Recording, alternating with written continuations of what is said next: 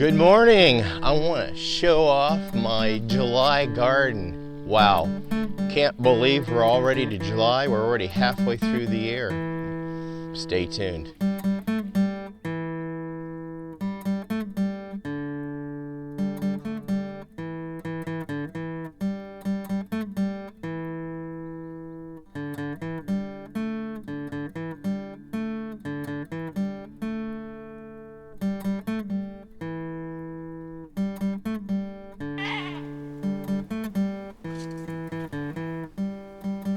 Welcome back to Pine Meadows Hobby Farm. I'm your host, Jerry Hansen. I've got things I'm really excited about here in my garden, and also some things that I'm learning from in my area and my particular garden situation. Let me take you through an overall tour of the garden, and then we'll talk about some of the problems I'm having. This is the garden bed where it's a sister crop. We're supposed to be having a yellow squash, zucchini, we've got beans, we have beets, I have corn. Yeah, this is overall is a sister crop, and over here I have some Swiss chard and peas. Now I've harvested some peas yesterday and I took them in and I ate some for dinner with some yellow squash, but I'm also getting them ready to preserve, and we're just going to go ahead and freeze them because we're going to eat them really soon. So let's take you over here to the other garden bed and show you what's growing over there. Again, I have some more peas over here that are growing. They're getting dried out. I'm going to go ahead and pull them. And some of the peas that have dried up, I'm going to use those for a seed crop. And then we're going to replant peas. I've got some garlic in here with some cabbage. I got 5 cabbages that are growing. I've got cauliflower, broccoli. I've got Brussels sprouts, and I've got radish, and of course I've got some flowers.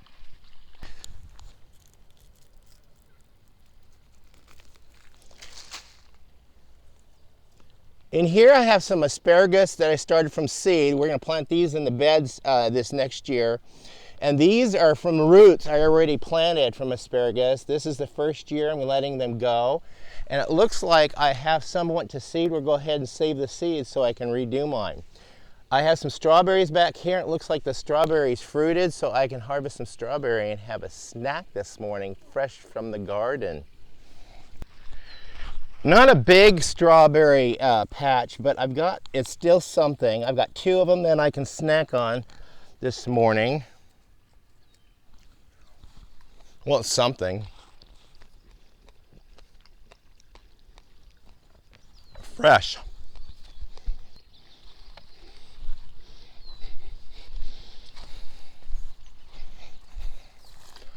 Here's another bed. This is a companion crop. I've got tomatoes. Between the tomatoes, or on each side of the tomato, I have basil. Then I have pepper plants growing between those. And then along the edges, I have carrots in the ground. And then, of course, I've got the variety of flowers that are bordering the edge. And then over here, coming up the trellis, I have some cucumbers that are really trying to grow. Not much going on this garden. Here's some flowers here. That's all that sprouted, but I got some wonderful kale that's coming up. I wish my garden of kale was more abundant. I love kale. With the hot weather, we have spinach. It's bolting. Hot weather does that. And then we have some lettuce, which is finally making a comeback. And this rodent trap of baking soda and flour is working. No sign of rodents eating my spinach and lettuce anymore. Wonderful. And then, of course, I have a purple pod pea, which a rodent ate. I don't have any seeds left over from them, but my cucumbers look a lot better here. And of course, here's Sam. He's my Sam Squatch, standing guardian over the garden. With this garden, it's just beans, pole beans, bush beans, and some volunteers. There's a tomato, last year's tomato crop, a tomato fell in and went to seed, and I got a volunteer tomato from last year. In this bed we have flowers. I didn't plant anything in here, but I have peppers growing in there. And of course we have the onions growing right there. And I've got lemon balm wanting to take over my garden. Here's radish, you need to thin those out.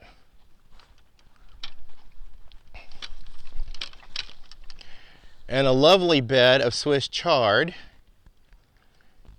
And then of course I got some better looking plants that are cucumbers that I'm wanting them to grow up my trellis. And look at the grapes. There is going to be an abundance of grapes, an abundance. Looking forward to that. Back here, watermelon is trying to grow. It's really trying to make an effort. We fertilize those little pots there, and they have roots that can tap right down to the soil, but this soil is so stinking shallow. There's just, as you can tell, not much in the back part of my garden grows. But the honeybees are doing fantastic. Yellow squash, lots of yellow squash. They're not doing too well out here in the ground. This soil is just not good. I have some plants that are doing okay, and back here I've got my pumpkin patch. They're just so stunted. I put a lot of fertilizer in here in hopes that they would really take off. But this is a problem, and I'm going to overcome this problem by inspiration of what I see up here in my front garden. Look at the size of these plants. This is zucchini, yellow squash, and then of course corn. We're going to talk about the corn in a minute, but I augmented this soil with chicken turds and rabbit turds, and then I fertilized it with some other organic material, and this is fantastic. So that's inspired me.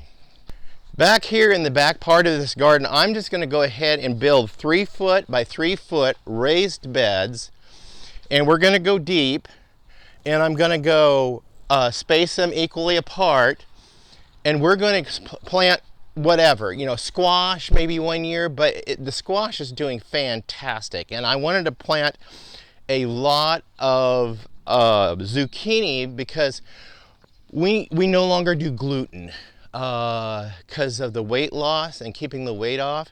We don't do grains, we don't do breads, we don't do pastas.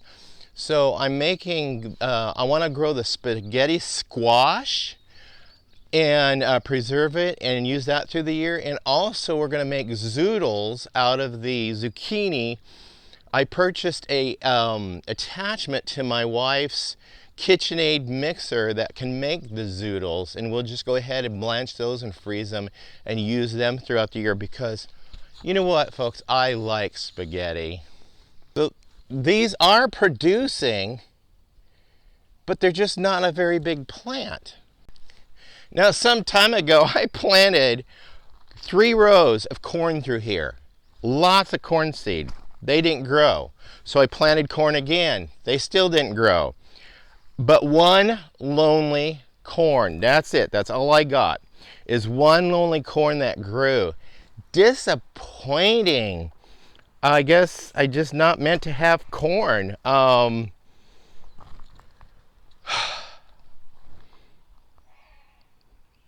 What can I say? Disappointing. Rodents, getting those under control. We got our Sam Squatch, we got the hawk, we got the owl. That, for the most part, seems to be helping. We've got little frogs in the garden that are taking care of bugs. That's a good thing. I went and made some solution using vinegar, Dawn dish soap, and salt. It was 2 cups of salt to 1 gallon of vinegar and 2 tablespoons of dish soap, and it killed these weeds. Now some of the weeds, they're staying green, and I think those are the type of weeds that are not affected by it, because this doesn't work on all weeds. I think succulents it doesn't work on. I think that's what some of these weeds are, succulents. But it just flat out killed these other weeds. So I do have to get out here and get on my hands and knees and pull some weeds and get this cleaned up. I'm saving aside some weed barrier to put over the paths, because I still have every intention to have pea gravel paths, and especially along the borders of the garden to control weeds. We cleaned the pond out, we refilled it, the ducks are now happy. I smoothed this side out with the tractor and I planted grass seed, and we've been irrigating over there. And of course this big pile of sediment will be moved to the front yard by my tractor, so I can get some landscaping finalized in the front yard and then plant the lawn and do some shrubbery out there. I've been working on my backyard kind of occasionally. We got the flowers going. I still have yet to plant my trees. I couldn't plant them right away because of my knee, and now my knee is a lot better. I can start digging holes and plant those fruit trees. I intended on buying more fruit trees for the farm, but the budget for that particular thing just wasn't there.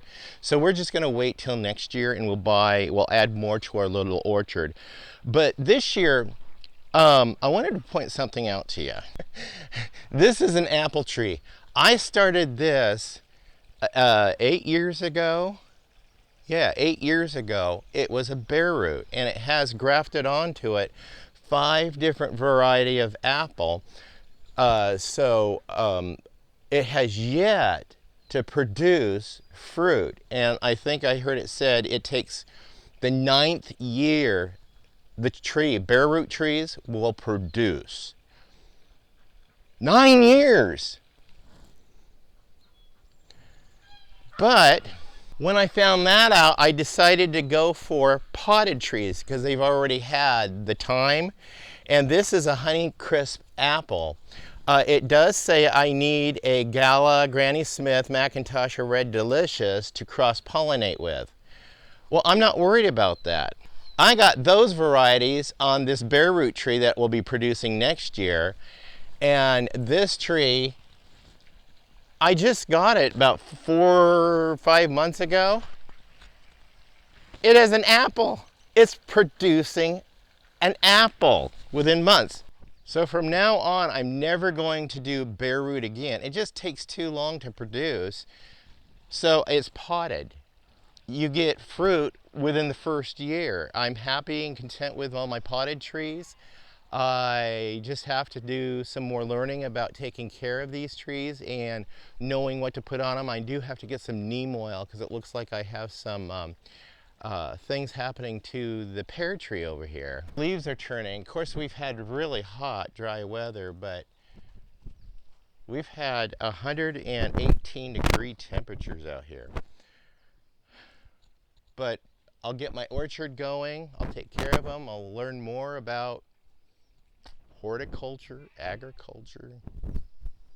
Yeah, get these guys watered in. Well, I'm Jerry Hansen, your host. I want to thank you guys for joining me in my July garden to show you what's growing, what's succeeding, where it is, and what's failing, and what I'm doing to change that.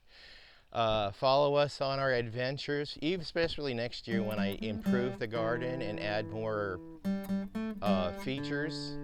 Like the gravel paths, that's not going to happen this year. The raised bed's not going to happen this year. We just don't have it in the budget. Also, click that bell icon. That'll alert you to new videos as I upload them. Subscribe if you will. Give us a thumbs up and like the show. And if you would, be safe. Always be kind. Hey, we'll see you guys in the next adventure. Bye-bye now.